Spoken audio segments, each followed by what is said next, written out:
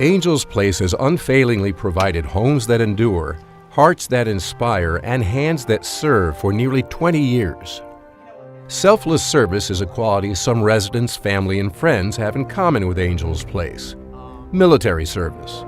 Resident Mike's best friend since early childhood, Jeff Hurlbert, served in Desert Storm during the height of the Iraqi invasion into Kuwait. Hey Mike, did I ever show you this picture when I came back? Very, very nice picture. I was part of Desert Storm. They invaded Kuwait in August of '90, and I had just gotten back off deployment from Okinawa. We flew over in December, and were immediately deployed out to the border of Kuwait and Saudi Arabia. I didn't know exactly where we were at. They never told us. They never let us know. We'd move every 3 or 4 days. I was in the infantry. We were part of the 6th Marines that led the invasion for the Marine Corps through Iraq. 45 days, bombs dropping on your head nonstop. I was very happy to hear that he was going to go and serve our country like he did.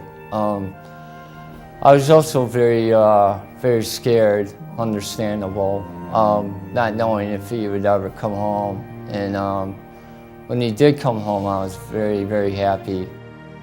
I really appreciate what he's done for our country and what it means to me.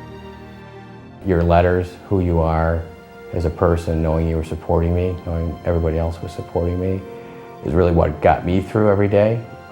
It's kind of the bond, I think, that intensifies when you come back, because I think when you're over there, and a lot of times it's worse for the families because they don't know what's going on. Knowing a guy like Mike, it makes it worth it, because you know you're doing a pretty good person and a lot of good people. I really appreciate what he has done for our country, and I couldn't ask for a better guy to go out there and do it. Thanks. Resident Teresa's nephew, Sergeant Chris Nowicki, served 2 tours, one as a Marine in Iraq and one with the National Guard in Kuwait. Home now, he is still currently serving. He's a great guy. He's a sweet guy. I'm proud to be his aunt, and I really love him dearly. And when I found out he went, first he was in the Marines, my heart just broke. It hurt me deeply, because when he went over for a year in the National Guard, and now I just prayed for his safety to come home. It's very hard on our families, and it's very hard on me because it hit home. Because when I found out my nephew went over, I was scared. I was nervous wreck. He had to go over there and make sure there's peace to serve his country. He's got a family. He has a 2-year-old son. His little kid is happy that his dad, he's home with him and his family.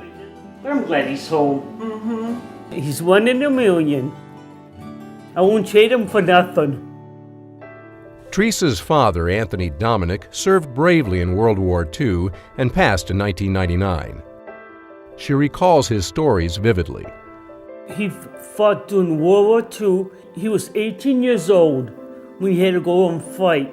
He was on a pipeline, and he lost his hearing when the pipeline, with the gas and the water got into the pipe and exploded, got into his ears, and he went deaf. And he was telling me some of the things that went on. It just broke my heart. And he's seen a lot of his men got shot and killed. And he never got over it. A lot of times he had bad dreams about it. And I'm proud of my dad serving in World War II for us. Resident Larry's father, George Carroll, served in the Marine Air Corps during World War II and now lives in Dearborn, Michigan. Larry has a very personal viewpoint on why his father's service was so important. Because God saves a lot of lives of His people here on this earth. God wanted my dad to be safely back at home with my family, because I think my dad knew that God was with him. Men like my dad helped me into freedom. I would say to my dad, I am very grateful that you are on this earth to be my dad.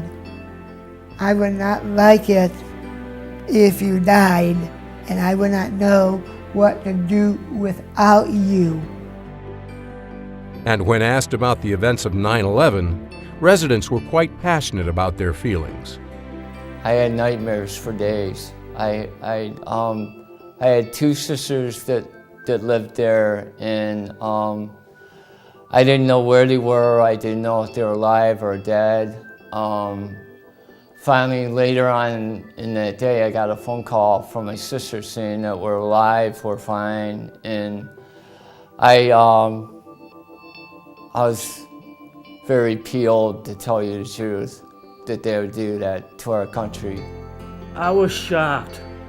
You know, when I seen that, my heart just broke. Everybody died, and the families had to go on without their families. I cried when that happened. That should not have happened in the beginning. We have to have peace and harmony. Doing what they did was not right. Resident Joanne recently lost her father, John Delacqua. John served in World War II and was a battalion commander during the Korean War. Joanne's mother, Mildred, fondly remembers. John loved the Army. He truly valued the spirit of service. He was so proud to serve his country and his fellow soldiers. Joanne was able to say goodbye to her father the Sunday before he died. She told him, "You're going to go to heaven, Dad. I love you." I think it's a great feeling to know that you can wake up in your own house, in your own country, and walk free, drive free, and just be part of, the American dream is what everybody says all the time, living the dream. It's most important to have your freedom and where you want to live, where you want to worship, and all that stuff, and where you want to work at. You have your own place. That you have the right to live. Your life the way you want to live it. Yes.